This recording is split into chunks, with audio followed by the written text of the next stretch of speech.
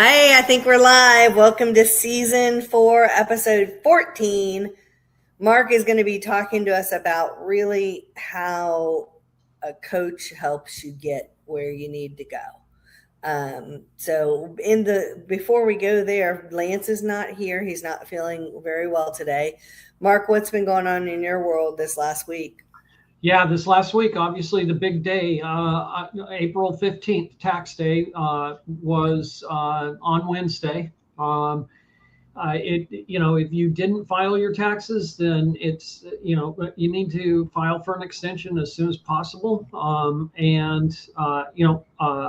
That was one thing. The other thing is, man, on the student loan repayment and the student loan program is rearing its ugly head, and it just is really hurting a lot of people. They're going to have to make decisions to get onto a repayment program, and that's starting to ramp up. You'll be able to make that choice. I think the assistance program, the new one that they built or are transitioning people as part of the one big beautiful bill from last year, is going to start on July 1st, 2026. So people really need to take their student loans seriously. They're not messing around. I'm not going to try to add any stress to it, but the consequences of ignoring your student loans is not a good idea, just like anything else. So the other thing is I'm on my own journey. Real quick update. I had started a 90-day journey. I do this every once in a while And so I did, the first 2 weeks, I did an analysis of my spending. I found, and I do use a cash envelope system. So it cuts down on the number of debit card transactions that I have. But I did the first 2-week analysis, and I found that my weekends, just as expected, the weekends are really where I typically spend a lot of money, or tend to spend. And so I found that by going back to my bank statement, looking at my transactions, and noticed that Home Depot, the last two weekends, Saturday specifically, I went to Home Depot and I used my debit card. And so I'm looking at that as a potential trend. Was it accounted for in your budget? It doesn't seem like Home Depot is necessarily a frivolous spend. It's not a frivolous spend. They were legitimate spending, but this is how you're spot on, Jennifer. You're spot on. So what I mean by that is there was not a home repairs or some kind of Home Depot type of line item in my budget. So it's currently being consumed in my miscellaneous category, which I don't spend. My miscellaneous category is very low. I don't spend a whole lot. The amount that I spent at Home Depot was about $29. I mean, there were just small purchases, but it's a trend, right? It's wow. Every Saturday I went, bought. The next Saturday went, bought. So it's a trend that I'm seeing. So what I'm going to do as a result, to your point, is I'm going to create a line item in my budget, specifically for home repairs and home. I don't want to call it beautification, improvement. No, I'm going to call it home improvement or home maintenance. It's going to be something outside of what I normally save in a sinking fund or temporary holding account for home repairs. Yeah. And so that was beautification, like when you go to TJ Maxx and they have the cute little spring bunny. Yeah, that's what my fund money is for. But the other thing about my so I had a 2-week goal of saving $500 every 2 weeks. Absolutely nailed it. I transferred my $500 into my temporary savings account. Oh, I'm so sorry I didn't get you my account number in time on that. Yeah. So that's kind of what's going on in my world. And just Right. Well, yeah. I'm gonna create a T-shirt called the Ides of April. Do you know what Ides are? No. You've Well, heard of the Ides of March, right? yes. Oh yeah. Ides. Yep. Yes. So Ides was a method of date keeping for the Romans, and it just meant that middle of the month. So the Okay. 15th of April is also the 15th of March, the day which Caesar was killed. So that, and there was something else she said. Oh, weekends. Do you know Yeah. why weekends were created? Why? Henry Ford wanted Oh, his workers to have time off to enjoy a car they bought with him. wow. There's your fun facts.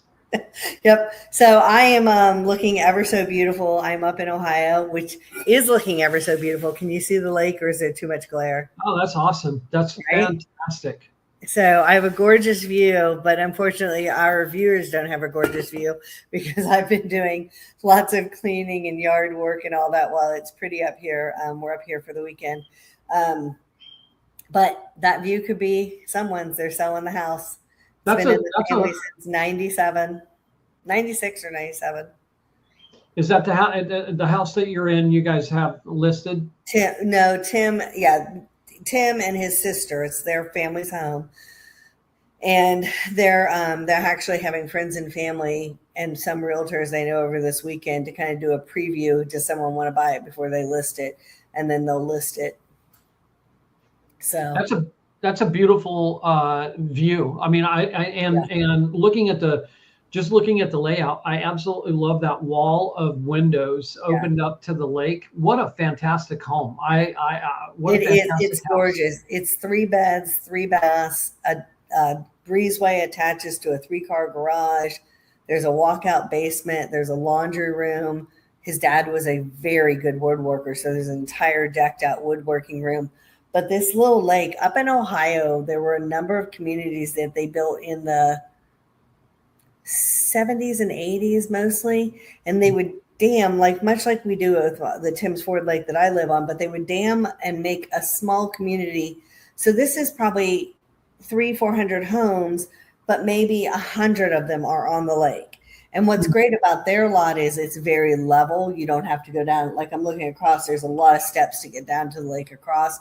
And the lake on the other side is like 25 foot deep, whereas off the dock in season, it's probably 8 foot deep here, which means that when the dock lowers, the water lowers in the winter, you can do all the repairs and maintenance standing on dry ground. It's very, like, this lot is a huge thing. Plus the fact that they have a boathouse and a lift.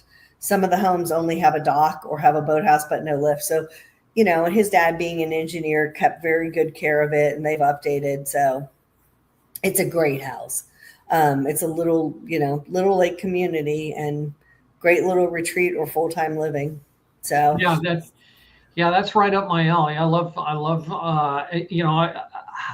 been just really contemplating what are my next steps, right. and yeah, I mean, you've got, I always like planning. I did have someone mention to me this last week that really kind of has stuck with me. I actually appreciated the fact that she mentioned it. And what she said to me was, you don't spend a lot of money, do you, Mark? And it don't that has stuck with me for several days. And the reason why I actually feel like I do, but I very rarely spend it on myself. I'm always doing something for my rental property. So and that's what generated the whole view back on this last 2 weeks and typically where I was spending that money. But So I think you plan when you are going to do something for yourself, it's planned. And even if it's a splurge, it's planned. And I right. think if a great opportunity came up, and let's say your splurge you had been planning for was in 2 months, but you're like, you know what, this would be a better thing. You know what I mean? Like if Mhm. you had a trip planned and you hadn't booked it yet, and you're like, oh, but you know what, this opportunity has presented itself, and this is an even better splurge, and I'm prepared to do it without hurting myself. I think Right. you're I don't think you're inflexible with it. Did it make you consider that maybe you should put a little more in your fund money and use it more often? Well, funny fact it surfaced because my envelope.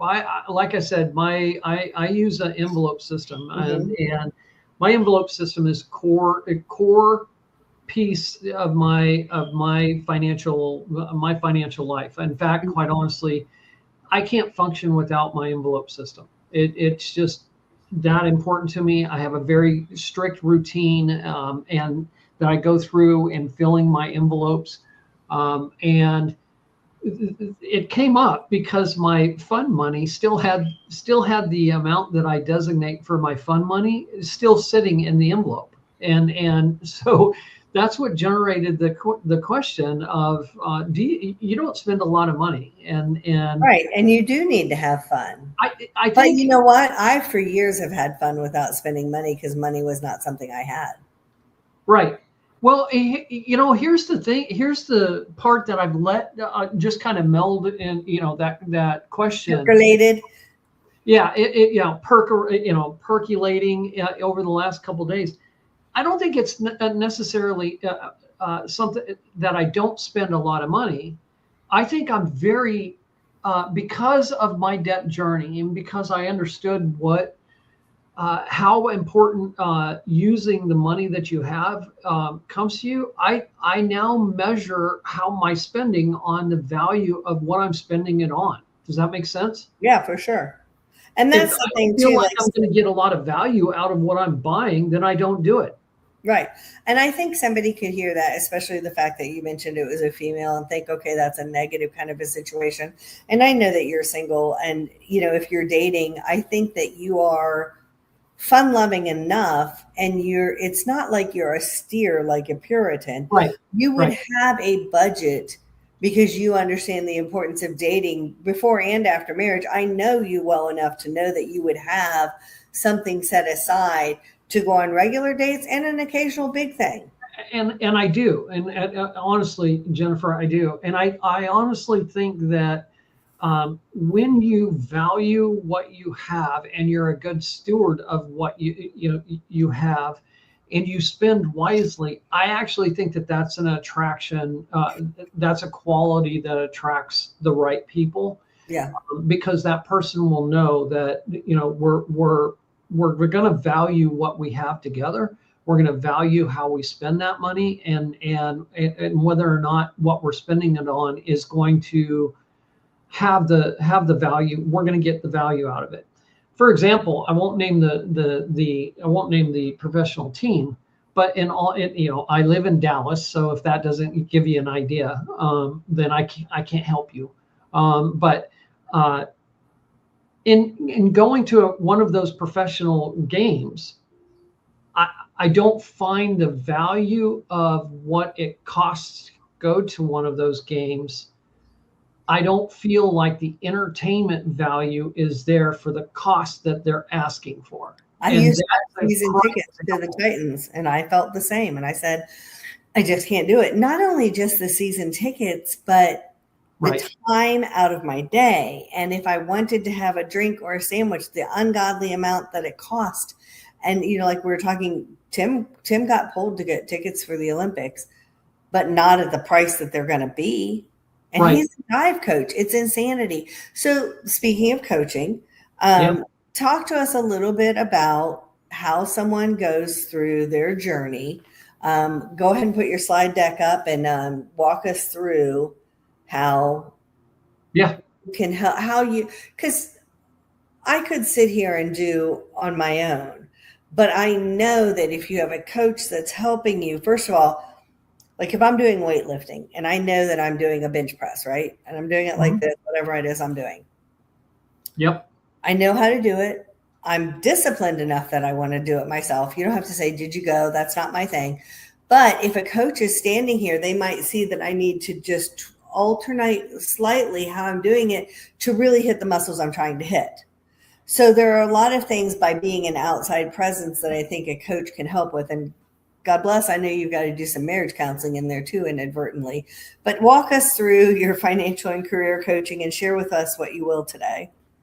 Yeah, so thanks for the introduction on that, Jennifer. So a lot of times it starts off with understanding what a person is currently going through, and I always take it from the perspective that once they have reached out to me, they've already actually had a transformative moment. The transformative moment that they've had is that it's basically we can't remain where we're at, man. And I right now I've been in this position and I can't. I don't know what I need to do next, and we really start unpacking that. And I've got some slides that we'll go through initially. It's going to kind of set up the stage. It's going to be an update from the last presentation by starting off with how much debt each the U.S. household has. I did update that slide. We're going to talk about that a little bit, but really, hopefully, I answered your question. Yeah, for sure. Go for it. Yeah, you did. Go for it. Okay, give me 1 second here. So let me. All right. Well, hi, my name's Mark Crater. I'm owner of Aspire Coaching.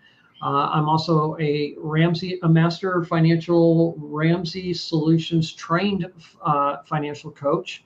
I also have trained through Ramsey Solutions on the career coaching aspect as well. I love coaching. This up to really big, if it's okay with you. What's that?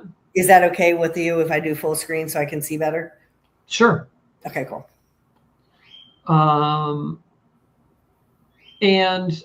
So a coach has a coach. I've kind of given you guys a little background on myself. I love coaching. I know what coaching has done in my life and the impact that it made. That's why one of the reasons why I'm a coach in the spaces that I am. As we move forward in this, I think you're going to see some statistics about using a coach that maybe, hopefully, will shift your mindset about using a coach. I love coaching so much that I also went out and certified with John Maxwell's leadership team and their coaching program specifically. I also went through their DISC trainer for personalities, try to get an understanding of how to learn about people and their types of personalities.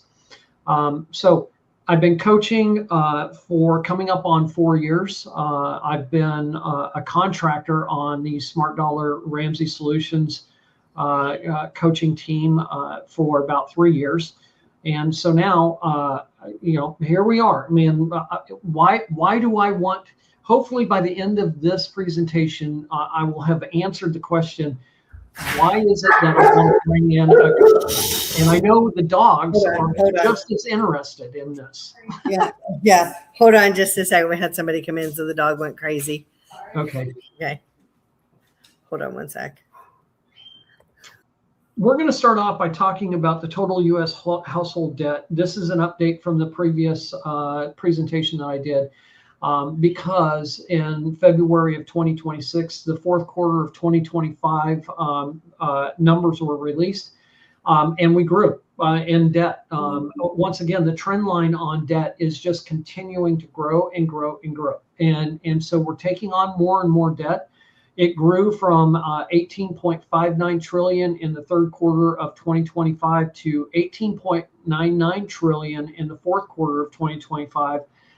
It's driven by increases in mortgage, credit card, student loan balances, and it represents an increase of probably not quite 197 billion. That number, I think I may have gotten that number wrong, but anyway, we'll move on. So total debt is 18.99 trillion, and again, the trend line is going up.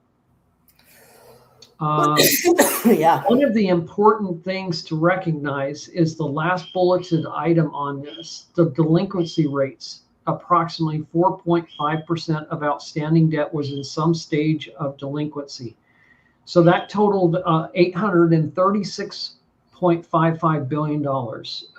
So we're taking on debt, we're not paying it off. It's going into delinquencies and therefore wreaking havoc with your finances. And that happens. So when people come to me and say, Mark, in that transformative second, I don't want to be here anymore. I'm sick and tired of this because I want to buy a house. Well, now we understand the struggles of getting approved, in some regards for your home purchase. Mm-hmm. So moving on to slide number 3. Okay. So I updated the original slide to include the projections out to Q3 2026, along with the released numbers for 2025 fourth quarter. Basically, in a nutshell, America is drowning in debt, and we've got to stop the debt cycle. We're not if we want to have the things that we want to have, it's simple. It's simple. One of the most important questions to ask yourself, if you're in that just on the other side of that transformative second and you've reached out for help, or you're about ready to reach out for help, is just simply ask what the most important question that you can ask yourself when it comes to finances. And I know I just everyone was like, what? Okay, here we go. What is it? I want you to ask one simple question. That question is this: what is the most important thing to you? Because once you answer that question, if getting out of debt and trying to change your finances is the most important thing to you, then the fact of the matter is it's not hard to say no to anything. In fact, I just gave you a beautiful out to answering anyone that might be trying to tempt or distract you from where you want to go. If it's not the most important thing to you, then the simple answer is, I'm sorry, I can't do that right now. There's some other things that are more important. You don't have to define what that is. You don't owe anyone an explanation. It's like when a beautiful woman walks up to you and says, hey, I'd like to take you to dinner. And you're like, sorry, I'm married. It's just no. No, exactly. And that's another analogy. If this resonates with anyone that may be listening right now, I'd love to talk to you, because if getting out of debt and taking control of your finances is is the most important thing to you, then I don't think you're going to have a problem saying no to anything else. With that being said, you can see that $1.68 trillion, or 9.5% in 10 quarters is where we're at. If you look down at Q4 2025, you're going to look right at that 1899. The dot might be a little bit above that, but where we're projected to go is upwards of $19.5 trillion worth of debt. There is if you look at the trend line, we're not headed anywhere but up as consumers in America. And this was sourced from the New York Fed household debt and credit sites. So time to get off the hamster wheel.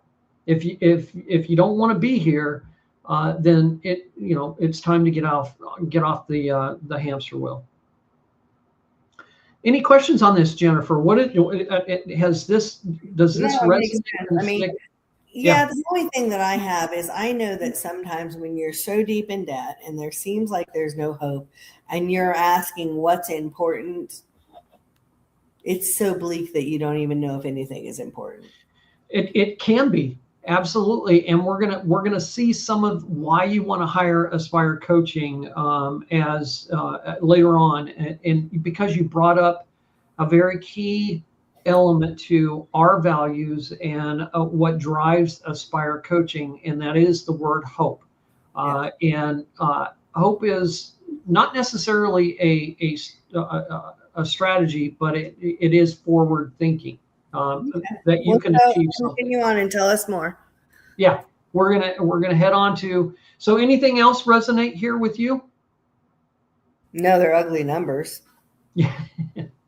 Makes me think about the Jubilee they used to do in the Old Testament when all debts were wiped out. That'd be a lovely thing.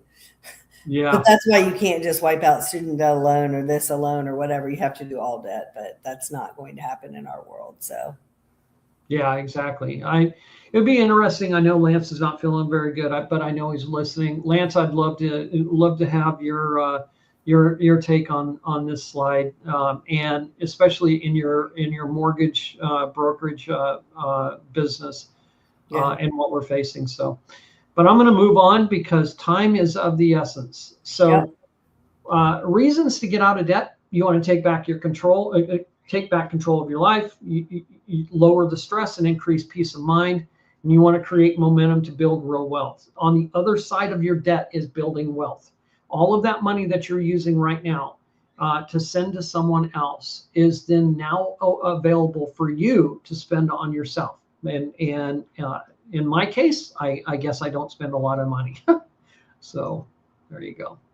Okay, now we're going to get into real world success benchmarks and common coaching outcomes. Some of the reasons I want to shift into, and I didn't put a slide in there to transition us from all of the debt. So now that you've got the debt in your mind, and what we're facing, I want to start transitioning into why you want to bring a coach into your situation. It's kind of like the theme of the title of our podcast today. It's time to put me in, coach. Okay. So real world success benchmarks, common coaching outcomes, debt payoff speed is typically 1.5 to 3 times faster. My clients are just shocked. I can share with you. One person recently said to me, "I can't believe I paid off $11,000 just by changing my focus from not being sure if I should make this payment to stepping into that and actually making the payments." Here's another quote from one of Aspire Coaching's clients. "Mark, I can't believe this. You gave me a raise and I didn't even have to ask for it." So those are some common comments that I've heard from my clients as a result of debt payoff speed, monthly surplus cash flow. If you're at the end of the day in our program, we're going to teach you something. We're going to teach you the zero-based budget system. That means that whatever comes in, that amount goes out or is purposed for. Every dollar has a purpose. Every purpose has a dollar. Okay. Credit score improvement. That's important if you're looking at wanting to use your credit score to purchase a house. Budget consistency. Reason why I've been budgeting for 10 years and I'm still finding, I just outlined, I'm still finding things to improve in. Budgeting is a patience, flexibility type of system. It is not one thing, not perfect every single time, and we'll walk through that. And obviously a significant reduction in financial stress. Those are common coaching outcomes. People with and I loved and found this specific statement. The strongest statistic of all: people with accountability systems are dramatically more likely to reach goals than people going alone. If you think that you're going to go alone, the likelihood is you may be successful. However, with using a coach, you can, and that coach bringing in accountability, your odds are 65% increase with regular check-ins and accountability through a coach, like Aspire Coaching. Anything stand out to you on this, Jennifer? No, I mean, it all makes sense, but sometimes it's like you can hear it, but you don't understand it until you've experienced it. You got to go through it. In Yep. Spanish, there's two different words that mean know, like to know. Yep. There's saber and conocer. And saber means like you know a fact. Conocer is you know like a person. You've experienced it. Yeah. So these are all the facts, but then when you share the quotes, that helps us understand more what it is like to know to be in it. So yeah, I'm interested to hear more. Yeah, absolutely. So one of the things that you just said triggered the phrase for me. I'm going to kind of borrow it from Top Gun Maverick, and I'll dive into this a little bit. Is in what you just said, and to use that phrase. Sometimes we have to stop thinking and start doing. Okay, just stop thinking and just do. And we can also get caught up in something called paralysis analysis, and it's circular thoughts in our head of if I do this and I don't do that, and if I do this, and it's just a circular process, and you don't take steps, and before you know it, a year and a half has gone by, 2 years has gone by, 5 years have gone by, and nothing has been changed. Nothing really of substantial change has taken place. You're achieving average. So that's when you were talking, that's what comes to my mind. Okay, proven success rates of financial coaching. Goal achievement increases dramatically. People working towards goals on their own achieve 30 to 40% success rate. That goes significantly down the minute that you find that you hit a hurdle and you're not sure what to do. People with a coach or accountability partner, that success rate drives up to 65 to 95%. This comes from research by organizations like the American Society of Training and Development, which found simply having a goal, 10% success. Adding accountability, it jumps it to 65%.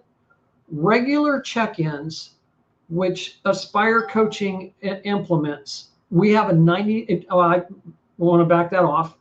You can have up to a 95% success rate. Okay. Regular check-ins for Aspire Coaching clients, we like to do a 2-week. Every 2 weeks, we want to see, we want to talk, we want to get together. In fact, one of the things that I wanted to point out that is different with Aspire Coaching and many other coaching programs is that we don't sit there and count the number of times that you schedule calls with us. Basically, you're hiring us for the entire month. I don't care how many times you want to schedule. If there's time if you've got an issue that needs to be resolved, if you have questions, we're available through email as well as phone calls. But that's the difference between Aspire Coaching and a lot of other coaching programs. I'm interested in your success. I'm not interested in counting how many times we meet. Anything specifically jump out at you there, Jennifer? Well, I have a question for you. Yeah. Why do you think accountability in the regular check-ins improves things so much? I have an idea just from knowing people, but I'm curious about what you think. Well, accountability is doing what you're saying that you're doing, and that you're making the steps, you're taking the steps to doing that. Regular check-ins. Let's go back to what I said before in that one question. If you have found that the most important thing to you is your finances, accountability and regular check-ins, not an issue. I think it's simpler than that, Mark. Go for it. I think that we as people really have an innate desire not to make people happy and to not disappoint people. And so if I have said, this is my goal, and you have said, great, I want to work with you, and here's what I want you to do by the next time we check in, I have a desire even more. I think sometimes people have a desire to meet their goal, but to please or make other people see them as successful in what they've done and have that pride that I did it, and also not just, like I said, not disappoint, but also to share that success when they happen.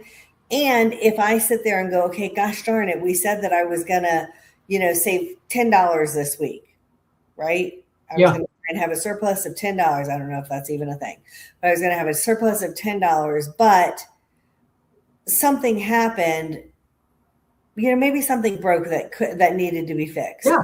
And so I had to spend the $10, but I can come to you and say, hey, it was an extraneous circumstance, and you can validate that, yeah, that actually was $10 that you did need to spend.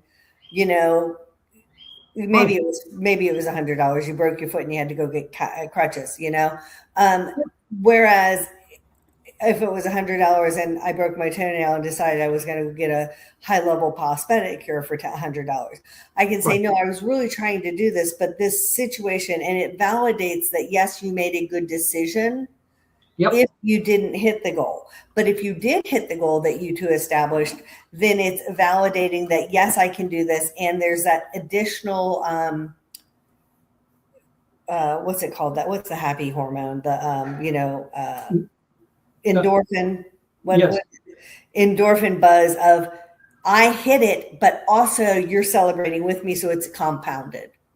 Yeah, and Jennifer, you really set up the next slide, because we're going to talk about what a good coach is, and in the elements that you're setting up here is that here's flexibility. It doesn't always work out the way that we want it to, but you're making strong, good decisions, and you're not making those decisions where, oh, you know what, I'm out, we splurged on dinner, I guess I better pull some money from my emergency fund, right? You had a situation that came up, you repurposed, and this is life happening, right? You're flexible. One of the hardest things to overcome is people, when you sit down and you look at your finances and you say, I've been working on this for 4 hours. It's perfect. I know this is going to be the perfect formula for me. And 2 weeks into that perfectness of the week, something happens like you just described. It takes you off of the plan that you have, and you immediately come back to, I knew it wasn't going to work. I knew this was going to fail. It's not perfect. Why should I even go forward anymore? Right. That's where a coach can come in and give you that safe space. That's where Aspire coaching comes in, that gives you that safe space to be able to say, hey, you know what? I was having to be flexible. I don't expect that's going to be happening next month, so let's get back on it. And having that safe space to communicate that. That's one of the most important aspects of a good coach. So I think I'm just going to move. If you don't have any other questions, I'm going to move to that next slide. What's that? Tell me the other aspects. Yeah.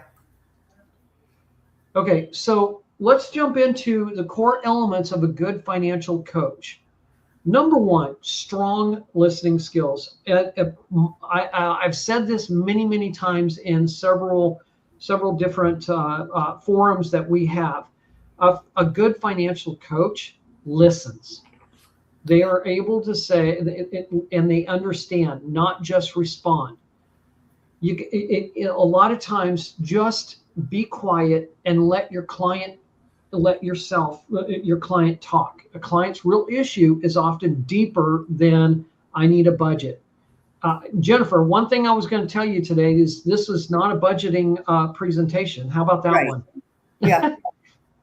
There may be stress, fear, relationship issue, conflict, or lack of clarity, and could be denial. So it's much more deeper than just, I need a budget. Empathy without judgment. We just talked about that. Many people carry shame around money. I know I did for a long time. A good coach creates a safe environment where clients can be honest and move forward. They challenge clients without shaming them. Empathy without judgment is in my mind, is probably the one of the core elements, deeper elements. Number one element that you or a person has to have as a coach. Number three, ability to simplify complex topics. Good coaches turn confusing financial concepts into clear next steps. At Aspire Coaching, we have a 90-day sprint milestone method that we use, and it has been fantastic for the majority of clients that have gone through it. And then finally, accountability and follow through. Progress often comes from consistency, not one big move. Did you hear that one, Jennifer? That one is, I'm going to sell my house and pay off all my debt and then buy a new house. That's a big move. That's a single. No, and in fact, I'm going to share with you. I know we're looking at time here, but I'm going to share something with you. In my opinion, the second best financial book on the planet. I think I've shared this with you once before, Jennifer. I've asked you this. Do you know what that book is? The Bible. Or is that number one? That's number one. That will always be number one. But the second best financial book on the face of the planet is the story about the tortoise and the hare. Yes. The tortoise always wins. Methodical, day after day, step after step, boring, not running around trying to make one big move and looking for the silver bullet. Gotcha, I'm done, I'm out. I didn't learn, and what that leads to is I never embraced the difficultiness of getting myself to where I want to go. This is why lottery winners get broke. This is why people who have large inheritances unexpectedly, who have never been made to work and have the ability to provide for themselves, lose their inheritances, and why, people lose houses when they finally have been able to buy them, or, like you were saying, that's exactly what's going on. Yep, exactly. Now, what do you get through Aspire Coaching in regards to just, we are not a, you need a budget. No. We're not. That's not Aspire Coaching. I want to describe what Aspire Coaching is to those people listening. Aspire Coaching provides clarity, confidence, structure, accountability, and what you were talking about earlier, hope. Mm-hmm. That combination is powerful because many people need the emotional momentum as much as math. Math is only a portion of it, but a small portion of it. Being confident, being consistent, having a clear idea, knowing that you're going to have accountability, and the hope of if I go through this program and if I go through these steps, I will get to where I want to go. A great financial coach helps people change their relationship with money. It's not just a spreadsheet. What our great clients often say about Aspire Coaching, a strong coach makes people feel clear, hopeful, accountable, capable, and in control. We're going to walk with you. We're going to guide you. We're going to be there along the whole path. It's important for you to know, and I'll finish up by saying, you don't have to do this alone. Jennifer, what did you say something too? So go back one. Okay. When you are in a financial crisis, whether it's debt that you don't know how to pay off, or how to get to the next house, you're just feeling cramped, or you need a new car, you often do not have clarity. You often are very much fearful and not hopeful. You feel like you don't have anybody to talk to and that you're incapable and there's no use trying because everything is too much and too big. So the other thing, even from the very beginning, you're going to gain those things as you clear things out one step at a time. But what you as a coach do is you're coming in clear-eyed and with hope, because you've seen it work for other people, and you're giving accountability without judgment, which is important, and you're providing attaboy, attagirls when those are needed to give that hope and make people feel that they're capable. And in the end, you're in control and you're handing the control off to your people. But at the beginning, they have probably none of those things or very few of those things that you have, and you're lending them to them. I'm reading a book right now, and it's a fantasy series, and there's a bard and a warrior, and the warrior has had his sword hand cut off, and the bard has been blinded, and they've been cast out. And the blind man is putting his hand on the warrior's shoulder because he has his eyes, and he's leading him through and saying, tell me what you see. Tell me what you see so that I can guide you. And so, because he has the vision of the knowledge of what he's seeing. So you're saying to these people, put your hand on my shoulder and I'll tell you what I see. And I'll help you see this so that you can then walk beside me instead of behind me. And in the end, take your own path or forward. But I'm always here because we've gone on this journey. I'm always here for you.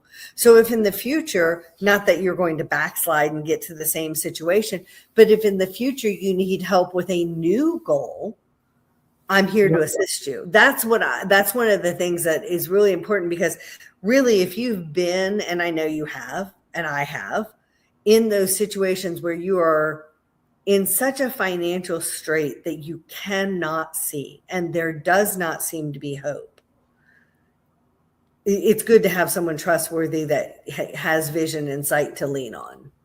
Yeah, I 100%. And important part of what you just said is, setting a goal is, I can set a goal all day long. Tomorrow, I want, or six weeks from now, I want to run 100 miles. That's a goal.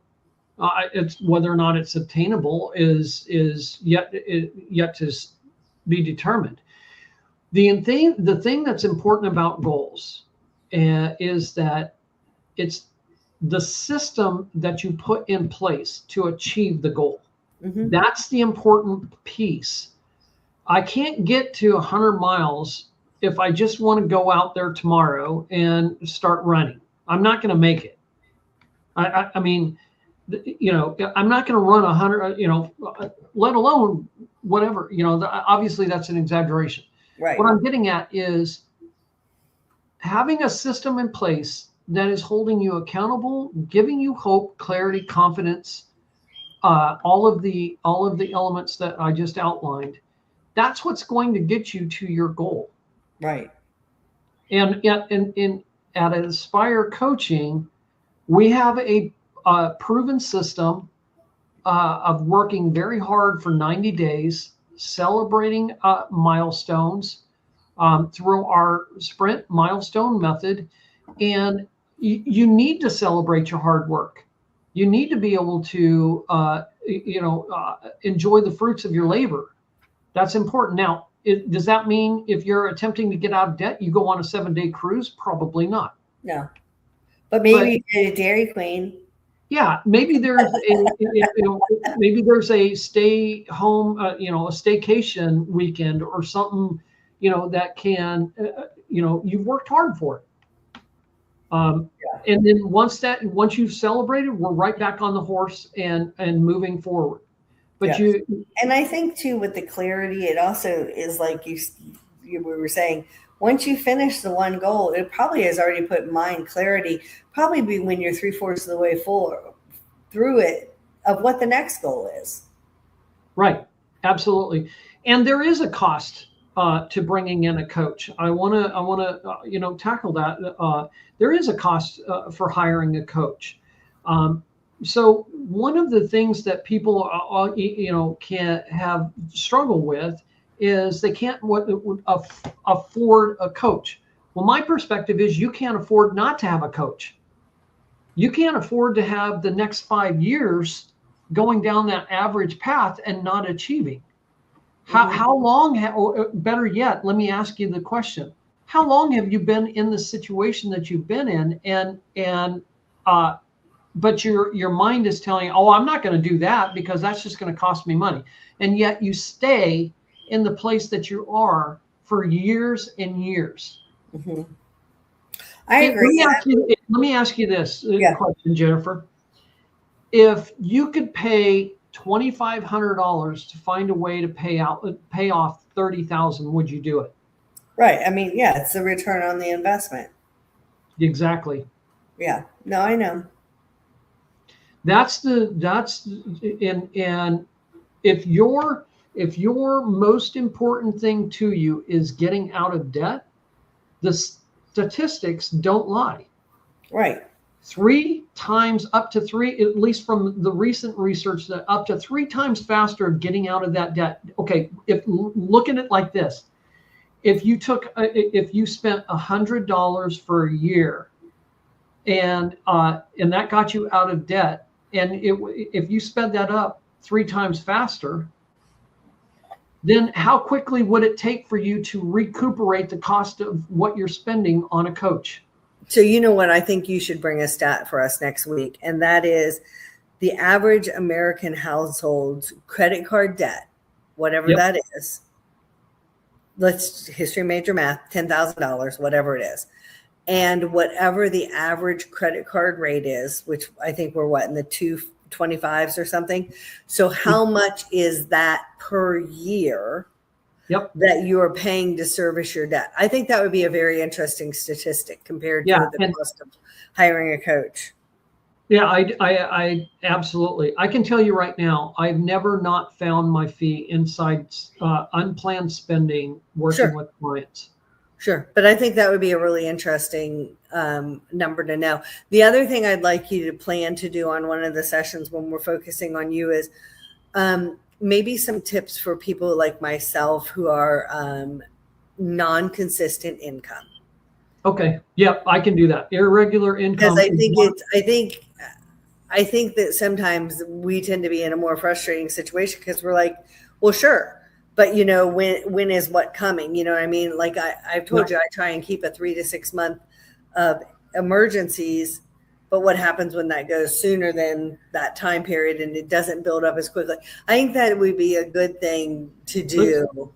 We'll do a presentation on irregular income. How do you budget for it? How do you manage an irregular income?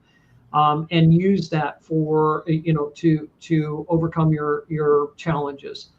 Irregular income is not an easy. It's not easy, but there is a method to the madness on that. So I'll be happy to share that with you guys. All right, sounds good. And then I think we're going to wrap up. And look, they're doing something I'm not. Can you see? They're going by with a big boat. They went by with a boat. Yeah, I saw that. I'm not. I'm getting ready to go out with a shovel and a pressure washer. That doesn't sound nearly as fun. Yeah, that sounds like not fun. So, but at least it's a beautiful day, and it is good to be able to physically do things. There are people who can't. Yeah.